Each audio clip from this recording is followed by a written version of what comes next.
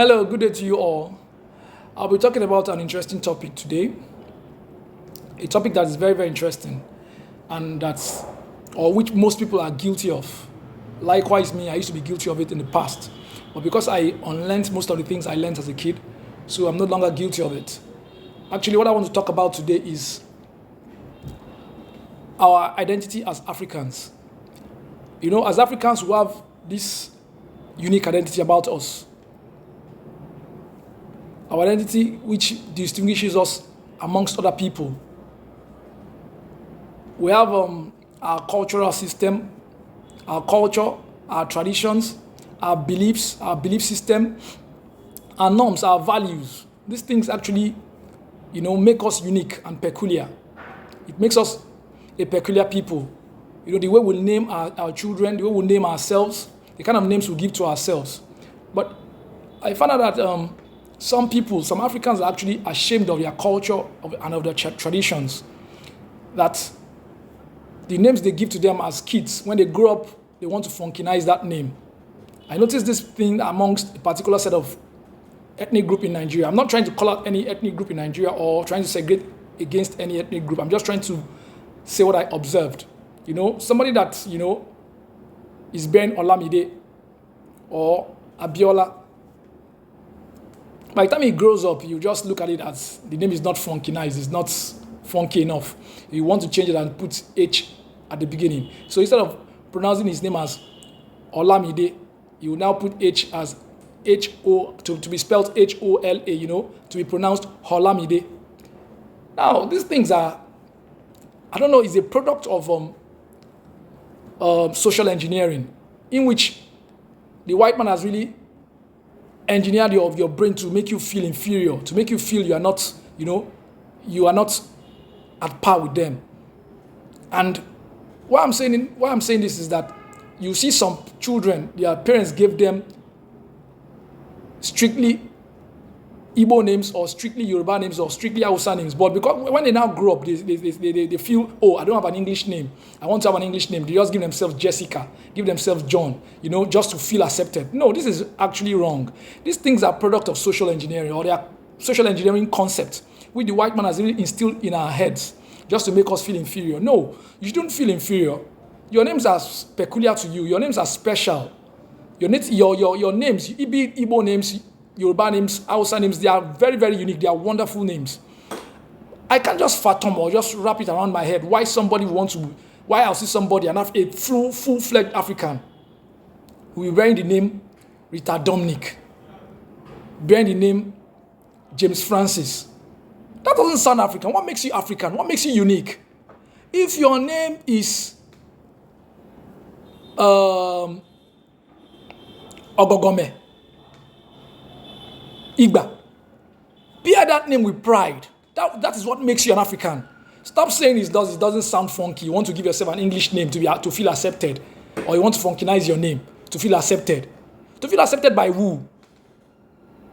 What makes you unique is your belief, your traditions, your customs, your way of life. You're not a white man. You're not Caucasian.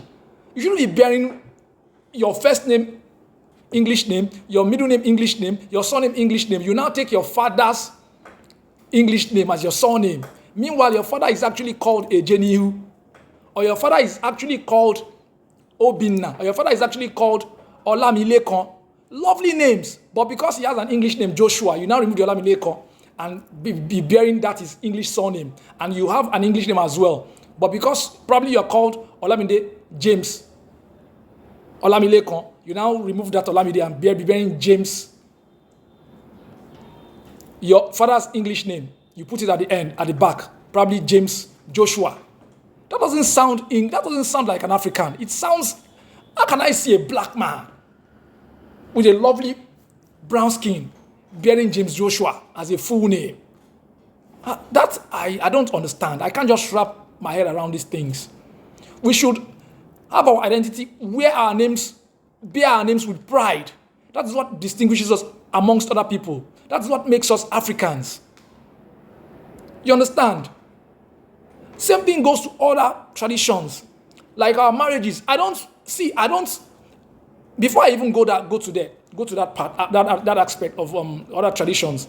Like myself now, I have two lovely daughters, and I never gave them an English name. I never gave them a biblical name whatsoever.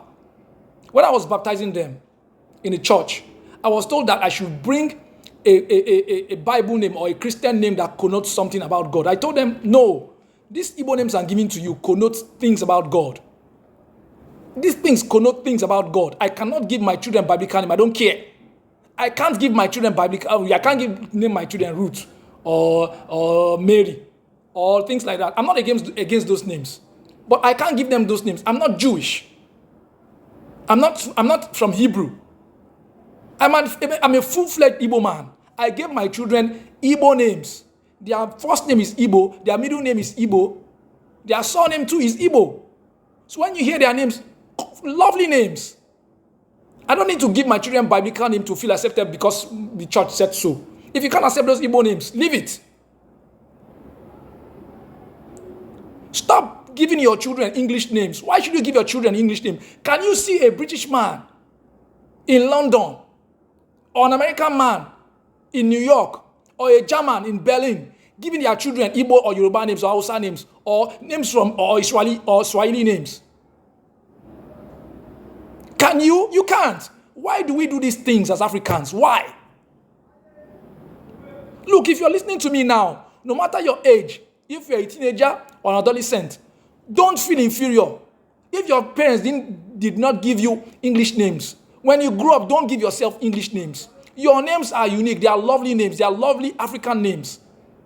Olamilekan, Adetutu, Ugochukwu, Obinna. Stop giving yourself Christian names, Muslim names. That is nonsense. Bear your God-given African names that your mom or your parents gave to you. Those are unique names. Those are what makes us unique. Same goes to other traditions, like I wanted to say earlier, like our marriages. You want to do an average African or an average Nigerian, they do 3 marriages. You do your traditional marriage, you do your church marriage, you now do court marriage. Those are nonsense. Nonsense. I wish I knew what I know now. I wouldn't have done 3 marriages. I did that myself. That was when I didn't know what I know now. Look, you don't need to do church marriage to be accepted. Simply do a traditional marriage. Traditional marriage is okay for you. Once you do your traditional marriage, then if you want to seal things up, you can now do a court marriage just to make it legal. But doing traditional marriage and doing a church marriage, that is nonsense. It's nonsensical. Stop doing that. We are Africans. Do your traditional marriage where your parents will give you blessings and God will also bless you there. Don't feel the need to do any church marriage to satisfy anybody. Your traditional marriage is okay for you. Once you're married traditionally, God has blessed that marriage. It's as simple as that. I can go on and keep on saying these things, but I want to stop here for now. I will break this video into different parts, separate parts, where I can come and give you other things, tell you other things as well. But I would like to stop here for now. Please don't forget to watch, like, and share this video on my YouTube channel. And don't also forget to subscribe to my YouTube channel. It is Ugochukwu Ejeniwu. Ugochukwu Ejeniwu is spelled Ugochukwu. Ejeniwu is spelled Ejenihu. And you can also see this video on my Instagram page at UgoEje, at UGOEJE. You will also see it on my Facebook as well. Please don't forget to like and share and watch this video on my YouTube channel. Thank you very much.